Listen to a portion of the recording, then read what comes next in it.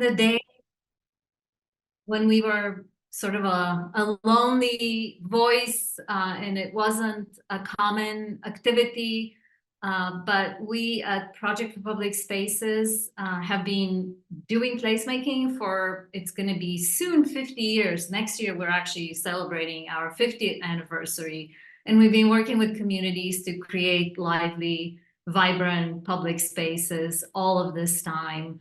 And as a not-for-profit organization, we, of course, do project work. Our theory and our understanding of placemaking is very much based in praxis. So we do a lot of project work, design, implementation, and our mission as a not-for-profit is also to kind of spread the word. So we do education, advocacy, and recently we've kind of evolved our work to include grants and research. And doing this work for a long time. I haven't quite done it for 50 years, but we're close there. We've worked with many, many communities around the United States and abroad. And today we kind of find ourselves in this very exciting, I think, moment at the center of a really worldwide placemaking movement. So there are people who talk and also practice placemaking around the world. They have convenings and conferences. It's always very, very exciting to see them and see what they're doing. We do our work through our two main programs. One is placemaking and the other one is Market Cities. We also obviously organize conferences and events, and we have the 4th International Placemaking Week coming up to Baltimore in June of this year. So I hope some of you can join us there. We're very excited about that. We do trainings and webinars on different topics. And as I mentioned before, we've been developing our community placemaking grants program where we bring a funder to support this program that has 2 essential elements, 3 actually. Technical assistance, basically planning, design, help with implementation from our team, direct funding to local communities to actually implement some of the work, and of course, peer learning through our networking and conferences and events. So we at Project Public Spaces define placemaking most of all as a process. It's a community-based process of visioning. Experimentation is very important to us, and a care to change the way people use and experience public space. And I like this little diagram from our colleagues at the Urban Mycelium that kind of explains placemaking as what we see, the changes in the physical world, the uses and the activities, but then there is so much more kind of below that we don't see, or most people don't see, the process, how the space is being taken care of, maintenance, governance, and those are a lot of the issues that today are really hot, I feel, in the placemaking world. We have a very well-established process that we use when we approach placemaking in individual spaces, working with communities. We have these different steps. Our goal is to develop a place vision with the community, and our engagement with the community is continuous throughout the entire process. And we always want to go back and kind of check back in and see if the needs are being met and what we're developing actually makes sense for communities. We know today that places bring a lot of benefits to communities. And it's everything from social interaction, tourism, obviously access, comfort and image. And with COVID, we saw how important public spaces were to our both physical and mental health. So we recognize that and we use that knowledge when we approach a variety of spaces. We have a pretty broad definition of what is a public space, and we work in individual spaces. But what I wanted to share with you tonight is kind of our work of using placemaking to connect destinations and places and help communities build entire districts, entire downtowns, and think in this kind of scalable way. We call it the power of 10, of how a city, a region, a downtown, a neighborhood can actually grow its places, and kind of use people and activities as the primary focus of place. And with the power of 10, create lots of micro places, 10 by 10. It's actually sometimes like 10 by 10 by 10, but I think 1,000 places maybe is a little much. But we want to look at even a place like, a street bench or a couple of street benches as opportunities to layer experiences, activities, and that's kind of how we interpret it in a very simple way. So when we talk about 10 things to do in a place, they don't have to be complicated. It could be as simple as like pet the dog or go inside or talk to someone. But we use this idea when we work with communities around the country to kind of help them map their existing destinations and build other destinations that are connected in a network of places. And the work I'm going to show you, I'm very proud of. This is a work that we've done in downtown Detroit, starting in 2001, when I was not yet at Project Public Spaces, but starting with Campus Marshes, which in 2001 looked like a traffic intersection. And through a visioning process in 2004, it was developed as a public park with a lot of programming. It opened in November of 2004. So Detroit, November, it opened with ice skating. 750,000 people visited it in November of 2004. So from a no place, it became a real place. But it also became later on the catalyst for, I think, the complete transformation of downtown Detroit. So in 2012, we returned to downtown Detroit and we developed this placemaking vision with a number of elements. We looked at this power of 10 connecting destinations and assets concept, but we also had this strategy because in 2012, downtown Detroit was a pretty quiet place. A lot of vacancies, not a lot of action outside of the office buildings and Campus Marshes, which is just one place. So we were really focused on how to create more activities, how to build critical mass without taking away from one destination, but instead bringing more destinations around, making it a movable feast with pop-ups and movable amenities, and really getting life on the streets and the sidewalks, including on sidewalks where there were vacant storefronts. And of course, we were looking to bring the inside out, kind of highlight what is already there. And we used our kind of interim or short-term improvement approach, which we call lighter, quicker, cheaper, looking to make things very quickly. So we started by looking at Campus Marshes, and this is like a very conceptual, like what are the 10 destinations or 12 destinations? And we transformed a small part of Campus Marshes, the existing park, into a beach. This was our visualization.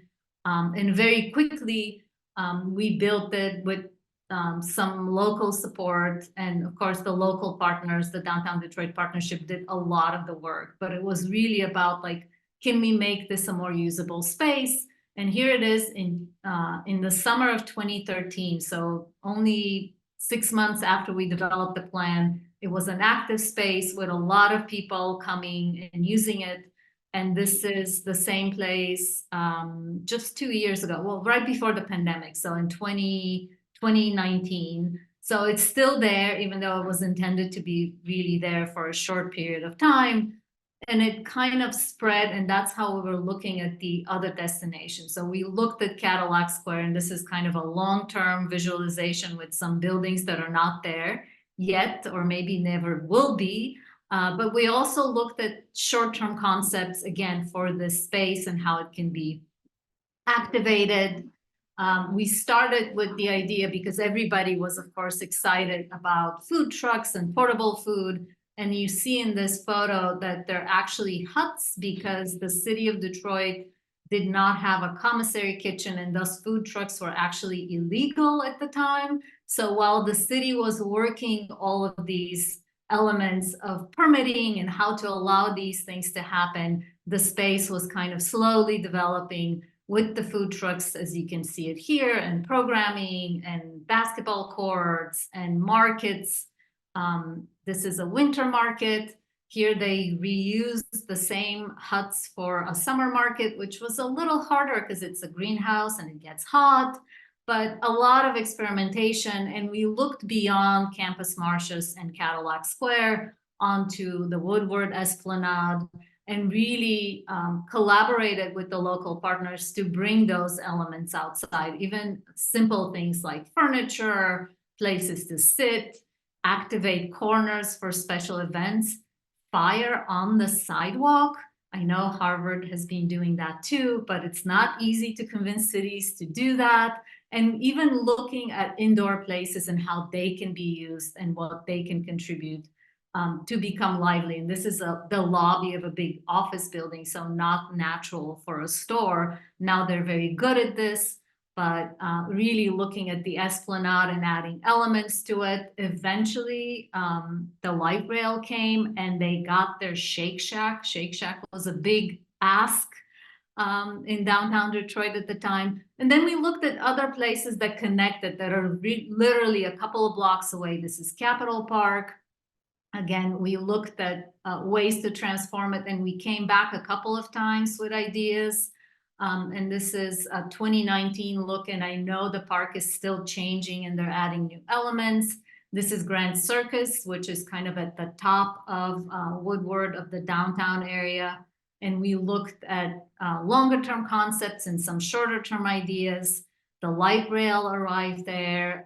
The dog park, we were earlier talking about dogs and dog parks. The dog park arrived there and was a big element that kind of activated the place. The Detroit Opera was nearby.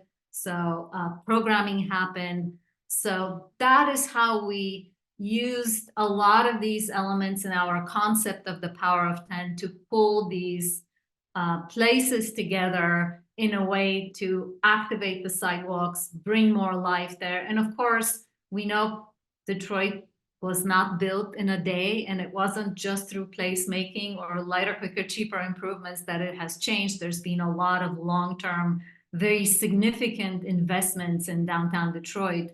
But we feel that the strategy that we deployed with the partners, the downtown partnership and the city and other private partners really paid off in a big time, and is a good example of how placemaking can have a really strong impact, not just in one place, but in a network of places, creating, you know, a really vibrant downtown.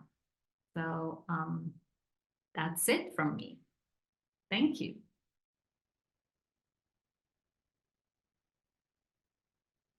Great. Thanks a lot, Elena. I think we will go to we'll see Ebrahim's presentation, and then we can have folks have their questions together, so we kind of get a sense of both folks. I'll do a brief intro on Ebrahim here. Find what we so Ebrahim is the president and co-founder of Patronicity. So he believes the cornerstone between a great idea and it coming to life is oftentimes the funding, and started Patronicity as a civic and community crowdfunding platform built to inspire growth and change in placemaking and sustainability and community and economic development throughout cities and towns, both urban and rural across the country. So he's grown Patronicity to be more than just a civic crowdfunding platform, and he's led Patronicity to develop the crowd granting model and support communities to come together to envision, build, and create more sustainable and impactful projects that are meaningful to them and their communities. So no further ado, I'll pass it over to you, Ebrahim. Thank you, David. And thanks to the BSA team to organize and invite me. But also thanks to all of you guys for dedicating your evening on a Thursday night. I think one of the things that I've always experienced and seeing is anyone that's involved in placemaking, passion is at the core of everything that they do. And I think you guys showing up at 5 o'clock on a Thursday, it definitely inspires and showcases passion for the work. So Patronicity, we're a civic crowdfunding platform, and we really bring together change makers and funding partners with their grants to essentially build vibrant communities. We started in Detroit, and after my business partner ran a Kickstarter campaign for a film he was working on that went to Sundance, and we thought, what if we could take the impact Kickstarter had within the arts community and turn it towards community development? As David mentioned, we believe that the cornerstone between great ideas and them coming to life is oftentimes the funding. And so we wanted to create an opportunity for everyday people to become patrons of their city. Thus, Patronicity was born. We also recognized there were tons of grant-giving agencies and organizations that were looking to fund the very types of community development and improvement projects that we were looking to work with. Being based out of Detroit, Elena just talked about all of the revitalization of Detroit. Being based out of Detroit, we saw a city that faced so many challenges, from blight to bankruptcy, lack of access to resources, misrepresentation. But with those challenges, as Detroiters, we recognize it creates a resilient population of artists and activists and go-getters and change makers. And oftentimes, to be and see the change, to see the change that you want to happen, you have to be that change. And so crowdfunding was an incredible tool that people can take it upon themselves to see and be and make that change happen. I mentioned the grant match dollars. So that was another element that we recognized was unique, and we wanted to combine it with our work. So Patronicity, we have three main elements to our vision. First is revolutionizing development. And this is democratizing funding, planning, and implementation. This is a core element of what makes placemaking projects really work.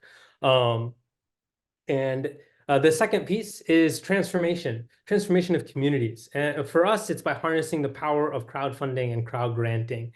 And so that is our role from a funding perspective in placemaking. And lastly, at Patronicity, we essentially are capacity builders. So we're empowering change makers to create more sustainable, healthy, and equitable communities. I think most people are familiar with crowdfunding, but just a definition to put it out there. But more uniquely is crowd granting. And this is our unique approach that combines the impact of the crowd, the power of the crowd, with matching grant dollars to transform, revolutionize, and empower spaces and communities. And I wanted to highlight this quote. Actually, this is from a project in Massachusetts, the development manager at Culture House, recognizing the overlap from our focus on placemaking and how crowdfunding can really amplify the placemaking approach as well, in bringing dollars as well as ideas and opportunities to a space and to really transform it. So who do we work with? All types of groups can crowdfund, but I think two that I want to really highlight and pull out that are a little bit more unique is municipalities and nonprofits. Typically, they're not organization types that think or look towards crowdfunding as a tool to leverage funding to create a space. But we've worked with hundreds of different municipalities and nonprofits as a new opportunity to learn a new skill set to actualize what crowdfunding can actually do for their project. And then the granting partners. We work with a variety of different types of granting organizations, everyone from state agencies to nonprofits to foundations. If any of you know of any organizations that you think a crowd granting approach could really amplify their impact, would love to make that connection and see what a crowd granting program can do for them. So a little overview of some of the numbers of the impact that we've kind of seen through fundraising towards placemaking projects at Patronicity. I think there's been millions of dollars that have been raised, but one of the numbers that really stands out that I want to highlight is we've seen contributions from over 200,000 different patrons. And to me, that just showcases the overwhelming community support that people want and can see and are a part of in transforming and in creating and in establishing their spaces and places. Now, other elements that I think highlight patronicity and make us a little bit more unique is we love to provide one-on-one project coaching. This can be seen in a variety of different ways. These are all different, some of our different project coaches that are on our team right now. But first and foremost, it comes in from understanding what crowdfunding is, how it can be utilized for your project and for your organization. Is it going to achieve some of the goals that you have set out as an organization in funding and in your project? But it also extends and expands to how can we create a space and a place that is most thought out, that is fully planned, that incorporates all other elements of placemaking. We've seen thousands of different projects now, and so we have all these different ideas and experiences for what makes a place great.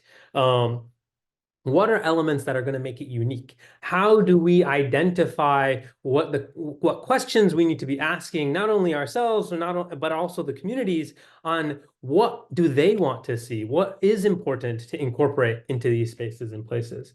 And so being accessible and being available, providing that technical assistance is really important as capacity builders for us at Patronicity. And it's, I think, the core of our work.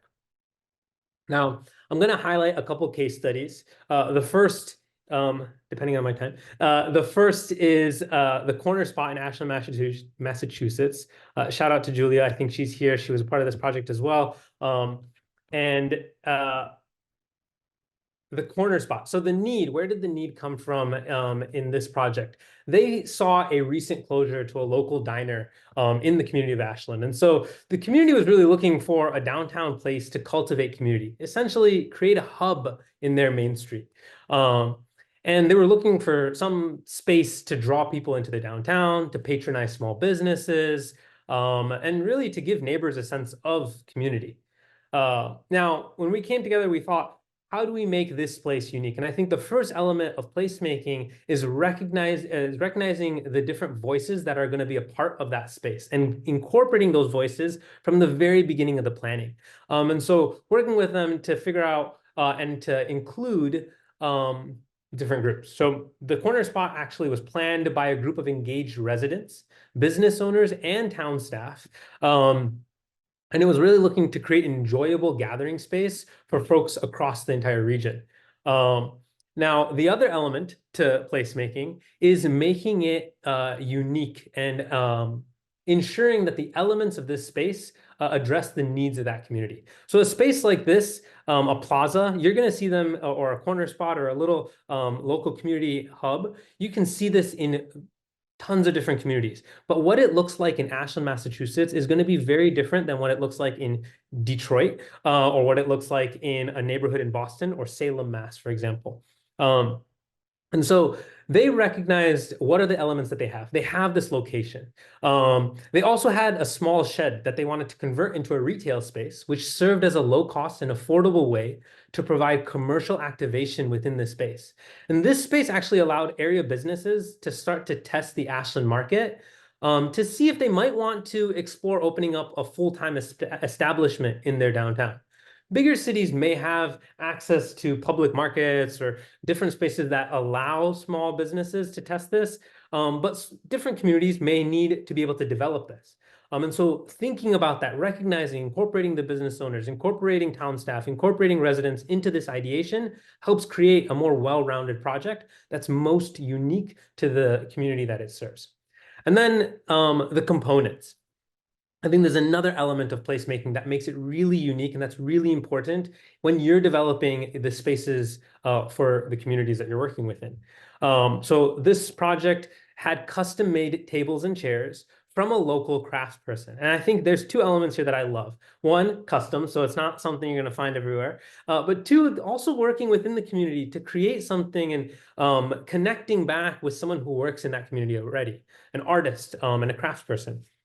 The components also included shade sails, a bench swing, landscaping, string lighting, all of these elements of beautification, the storage shed, which I referenced for the retail space, a wet food prep area, ADA compliant restroom. So it was a really well thought out element. And when you name and when I identify all of these components, we start to recognize like this wasn't something that was just made in someone's like, in a small group. This incorporated everybody's different ideas. And that's how they got to all of these components that were so impactful and needed. Now I'm going to highlight a couple of the impact elements. The first number I want to bring attention to is the patrons. This project received almost 300 different, or got contributions from almost 300 different patrons in the community. At Patronicity, one of the things that we always emphasize in crowdfunding is the crowd comes before the funding, quite literally. So oftentimes, funding is important, but a lot of the projects that we look to work with are small funded projects. So they're tangible, they're lighter, quicker, cheaper. Sometimes they're tests for a bigger implementation. But the crowd comes before the funding, meaning sometimes it's more of a marketing campaign than it is a funding campaign. And what that marketing and that narrative can do is reach other people, inspire new ideas. I think something that we saw that Elena alluded to was all the other elements that came around Campus Martius in Detroit because of what they helped create there, right? And those things, it creates a ripple effect. And I think that's really empowering and inspiring. The other element here is through that crowd, coming before the funding, it created that movement. There was over $25,000 in in-kind donations that the project, wasn't necessarily expecting. And that's how the project can, grow beyond what some of the expectations were. They also raised over $12,000 above their funding goal. And ultimately, the corner spot was incredibly quickly embraced space by the community. It also started to serve as as a space for other ideas that maybe weren't even planned for that community, right? Like Area Yoga Studio was offering community classes or musicians hosting concerts, space to host kids during daytime for classes. And so this is, I think, the power of what a placemaking driven process for creating a project can do to a community and to a space. I'll buzz through the last case study that I have here of the Congress Street initiative in Salem, Massachusetts. So maybe a little bit closer to home for everybody here.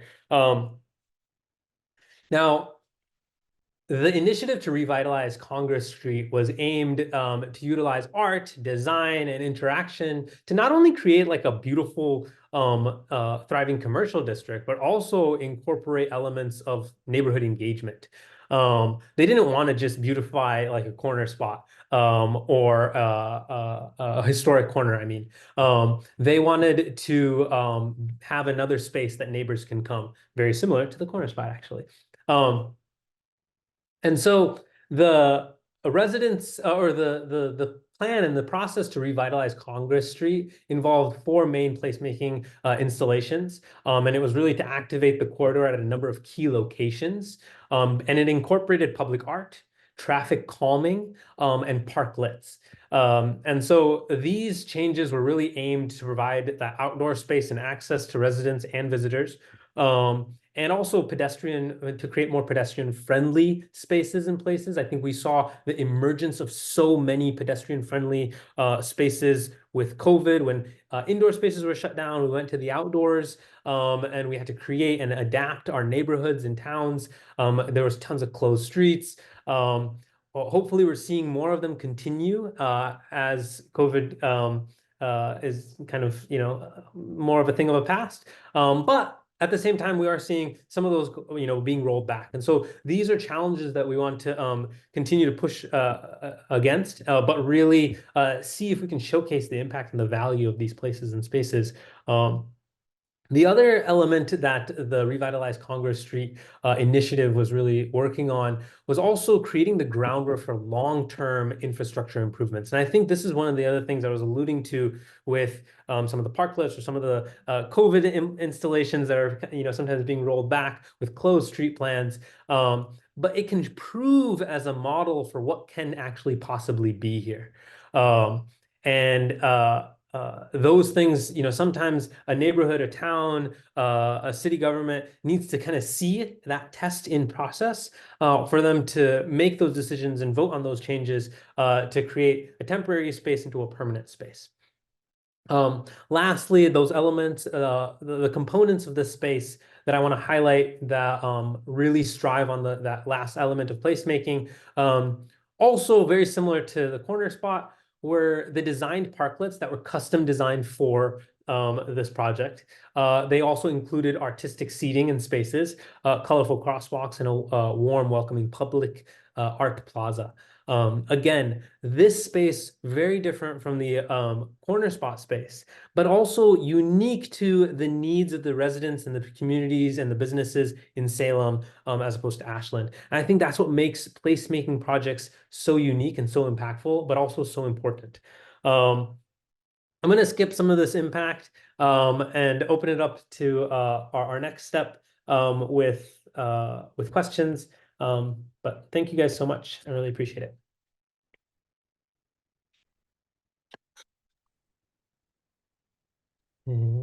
Great, thanks a lot, Ebrahim. That was really, that's really, really exciting, really interesting to see how you can leverage resources to make these things happen, which is something that folks don't know where to start a lot of times. So I think now, that both of your organizations can be quite really great for us to, or for people to be familiar with, for reaching out, for trying to get some projects going, or just get some information from you guys.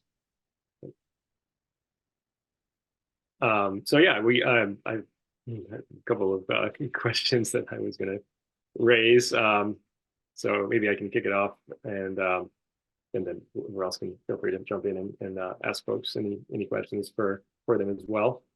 And I'll just add that you can also put your questions in the chat and we can read them to you, but also feel free to, raise your hand or jump in for questions. Yeah. That's right. Thanks, Owen. Yeah, raise your Zoom hands or your video hands. I think these were both really fascinating to see, sort of big picture, like what some of the resources your organizations have, and also how you really impacted specific places and projects. I guess I was going to ask, I think it's to Elena then to start with. The Detroit's, the scale of those projects seemed quite big. Were they like using some existing park space to do? I mean, I guess the question is, there's a sort of programming in the light, which is sort of a lighter touch, where you can program some public spaces to activate them. But the one where the park sort of took over the entire street, and that was really more of a full intervention, I assume, with landscape architect and city designers and things like that. So was there like a sort of study of a lighter touch of that, like first, like a tactical urbanism before it got to the larger scale of that, in terms of the sequence of how that came to be? Oh, you mean Campus Marches? Yes. I think so. The one that became the larger street that became a. Yeah. There was a kind of a traditional design process, and we kind of insinuated ourselves into it to be like, oh, it should be a community process, and let's see. I mean, I think initially they were like, oh, it's going to be a square, and it's like, well, no, it's an oval about. It's not even a roundabout. But that, it took 3 years to construct and millions of dollars, and it has like a very fancy, very expensive fountain and like hydraulic stages, which are great and people use them, but some of the other examples are kind of showing you, and of course Ebrahim's work, and we do a lot of this kind of lower budget work can have a huge impact once you have like the bones, or you take over the street, like in the street takeovers. But the lighter, quicker, cheaper sort of improvements to existing spaces are a process. They're continuing. Like there is more design in Capitol Park. I know there's more design in Grand Circus Park. They built a couple of brand new parks nearby. So we're not the people who are designing them, but we feel very connected through the placemaking process to these ideas. And sometimes we may chime in if it's appropriate.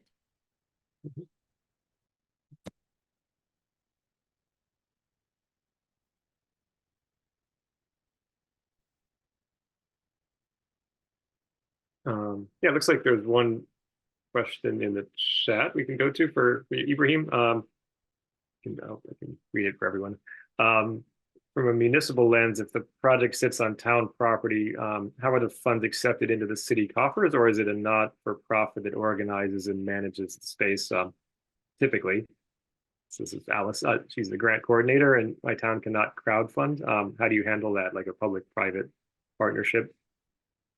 Yeah, so we actually work with a lot of municipalities that do crowdfund, and it enables them to collect those funds. It depends maybe a little bit on your organization or the municipality structure, but they've developed or they've allocated the space and they have maybe a small budget that they can incorporate community input in, both from the feedback side, but also from the funding side. A lot of municipalities also do partner with a local nonprofit for that, but contributions to a municipality are also tax deductible.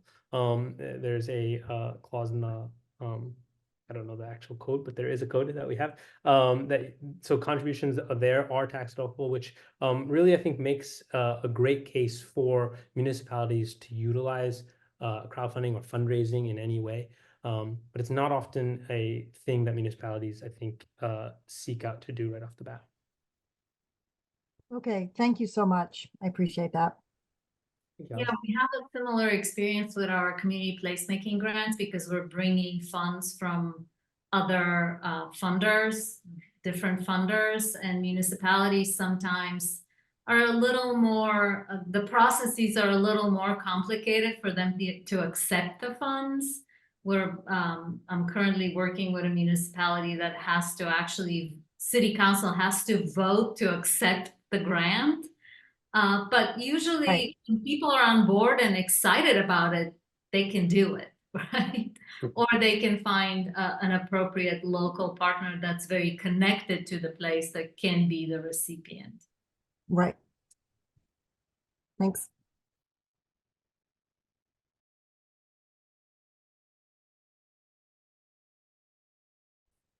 Do you want to go ahead, Natalie, or would you like me to read it?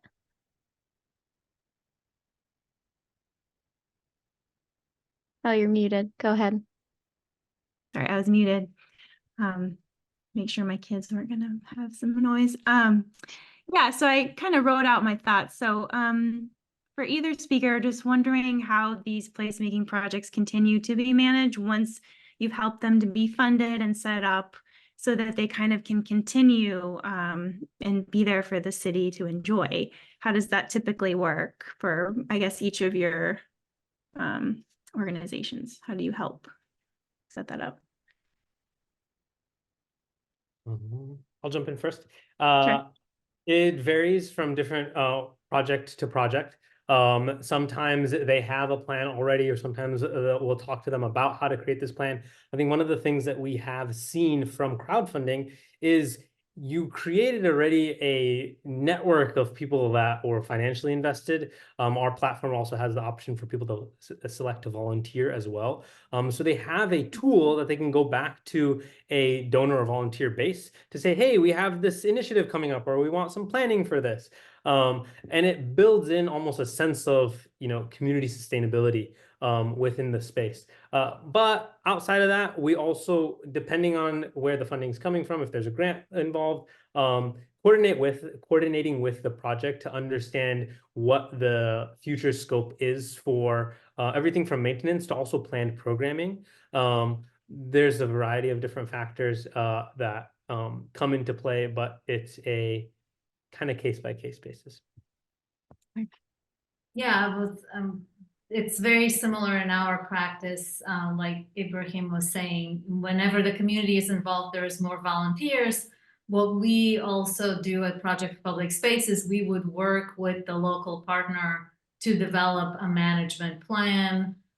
Sometimes we may help them set up a management entity if one doesn't exist. But it's not a perpetual motion machine. Like management, maintenance, programming need to be funded. And that's what we still see, no matter how much we cherish cherish public spaces and realize how important they are. Very often we see situations, even in big, powerful municipalities, where there was no real thought about what the management and the maintenance is going to look like. And that's why we see, for example, New York City recently in this current administration appointed a public space czar. Although she's a czarina, to be more clear, but she's actually not involved in managing or programming public spaces. She's really focused on big capital projects. And what we feel the missing link in the city of New York is that most of the new public spaces that have been created are under the Department of Transportation. They're great. They have a public space program, but they're not really set up to, you know, clean up streets and pick up trash and repair benches and, you know, give people permits to do yoga in the plaza. So it's a challenge everywhere. And I think the thinking about that is evolving, which is very exciting. That's really interesting. Thanks. Well, Elena, I think Jessica, you you- started to touch on the next question. Yeah, just Jessica, you want to yeah, read it go out? ahead. Sure. Yeah. I mean, in addition to all of those things that you said, that and started to talk about permitting and how you've handled that in the past. Have you, you know, kind of if you're working with a municipality, maybe it's a little easier, but you know, I know for us, whether it's a one-day thing, there's just a ton of permitting, and it can be a real barrier for, you know, artists or community members that are trying to do something, even if it's pretty simple. So how have you, any tips or tricks on that, and any other lessons learned? It's a big challenge. It's a big challenge here in New York. We have a very robust like open street program, but if you want to organize an event, you still need to get a street activity permit. So one of the tips, and I have like volunteer hands-on experience because I'm very involved in my own neighborhood. So one of the things we learned is that there's like one person at DOT, well, at the streets, that's responsible for that permit. And we would just call them and be like, okay, we're doing this, it's small scale. Can you please like let it fly? Or even like ask for forgiveness. But it is a challenge. And I think it's part of the fact that there is no systemic thinking of how does community engagement and use and ownership of the place play out once you've done the building and the fundraising. It's like, oh, people will come and organize events, but for everything, there is a requirement for permits. So what we've seen work well is kind of blanket permits if your municipality allows it. I don't know if Ebrahim has better ideas, but I remember from Harvard, the fire pits, which were such a big issue, and each fire pit needed, you know, a fire warden. So. No, nothing. Just to echo that, I think permitting is a nightmare, and it's a lot of times, you know, because it's so bureaucratic, a lot of times some of the projects and the ideas and the people running the initiatives have their hands tied, and there's things that they can't really do. I will say that from our experience with COVID, there were so many things that were just barriers just dropped, right? And I think what we are starting to see is that proved what could be possible, how fast closed streets happened, how fast parklets went up, and how nothing really went wrong, right? Like, oh, we got rid of 1,000 parking spaces. Like, did we really lose that much money, or did it actually create more, you know, economic drivers from people creating, you know, going to businesses and coming out and, you know, being on the street? But it's not a winning battle. I think it goes back and forth from a permitting side. But yeah. Yeah, you're right, but I'm very concerned that because I see a backslide, like most of the parklets are gone. I know it's winter and snow, and some of them were really not all that beautiful, but at least the city of New York is requiring permitting fees and everything else. So a lot of them are gone. So we all need to advocate for this because people use the spaces, they want them. It's just sometimes the permitting conundrum is so complicated. We need some smart lawyers. Is that something you're working on, Elena? I think that would be Yeah. a fantastic thing for Project Well, Republic to work on. Yeah, I'm not a lawyer myself, but I am consulting with lawyers all the time because we need a strategy. And I think one or two bigger cities need to lead the way. Probably not New York, though. This is an interesting one to think about with Boston, because Boston is pretty progressive sort of administration now, and they have this new urban mechanics division that just like to test out stuff, so it's almost like if we have a relationship with some of the people there, so it's something we could bring up. I mean, they should have somebody on staff that's like the quick, like, hey, I need a quick pop-up permit, like they're interested in placemaking and creating equitable spaces, and having people be on this, be able to do things in the public spaces. So maybe we could try to push that a little bit.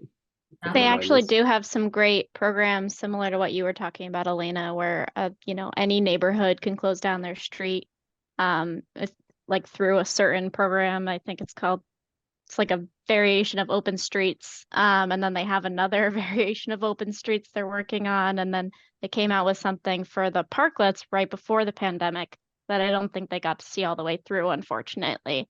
So they've kind of gone a little backwards on that front, but I hope that they'll see that program through because it was like a fast track to getting a parklet on the street.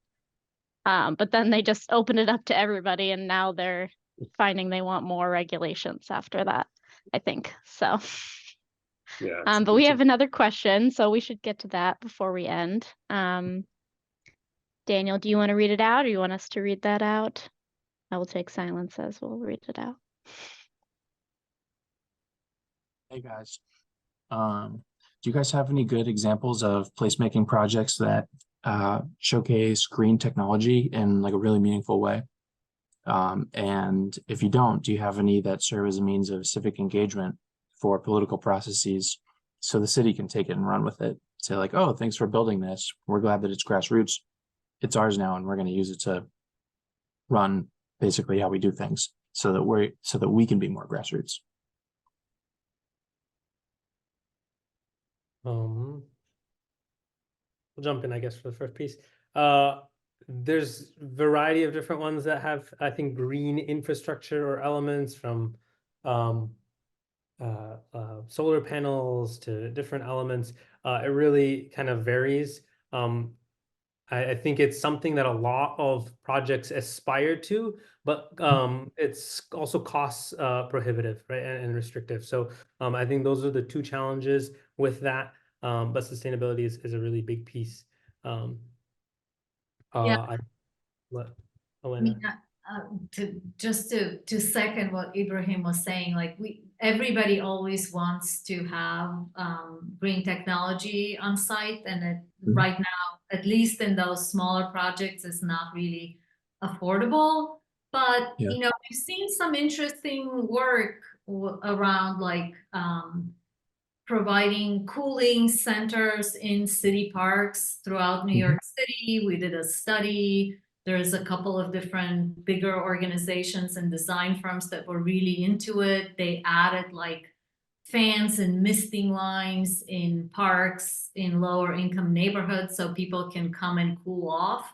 So it's not exactly green technology, although some of it was solar powered, but it's those small steps that really make it happen. Otherwise, we've seen some amazing, very expensive public spaces add those technologies. I'm thinking, Australia, where they really know what they're doing, and they're using green technology to cool off the space. Or Dubai. Can you give me some of those examples? I'm sorry? In Australia? Can you give me some of those examples in Australia? Well, there's a couple of big Federation Squares one. There's a couple of big like large public spaces.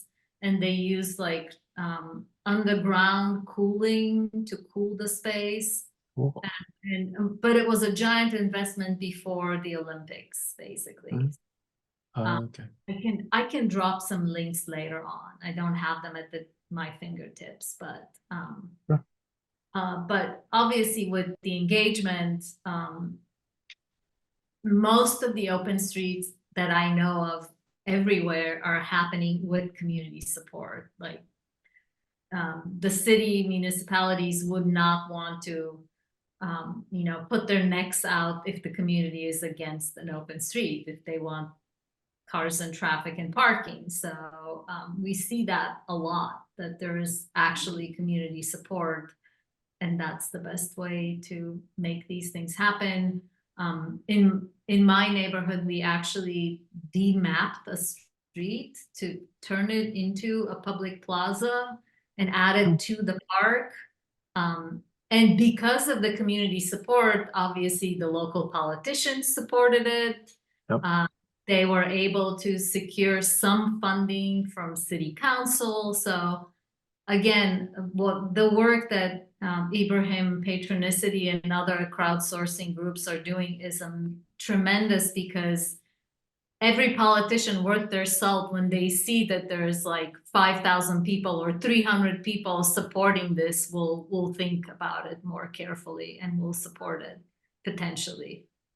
Yeah, So I've always thought a that lot of people should be the political people should be the support. greatest sort of political change. Definitely. Yeah, I agree with exactly what you're saying. Thank you. Yeah.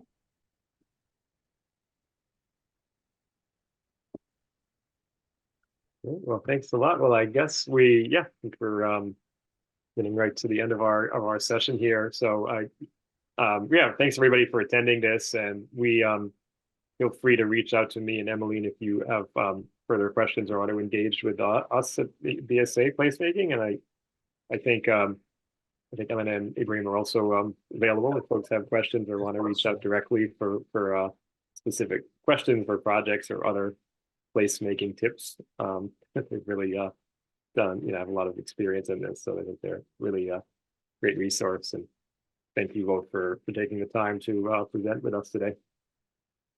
And this meeting was recorded, so if anyone wants to pass this along to someone else you think this would be helpful information to on their great programs, then it'll be posted to the BSA's YouTube channel. Have the Thank you for contact hosting. information with folks? Is that something you'll share? What was that? The contact information for the speakers? Oh yeah. I'll drop mine at in the chat. We can also email all of the attendees your contact information as well, if you're comfortable with that, and follow up with any questions if anyone wants to email us. We can do that all at the same time. Yes, of course. We'd love to connect. Thanks a lot, everybody. Have a good evening. Thank you. Thanks a lot. Thanks a lot. Bye. Thank you both.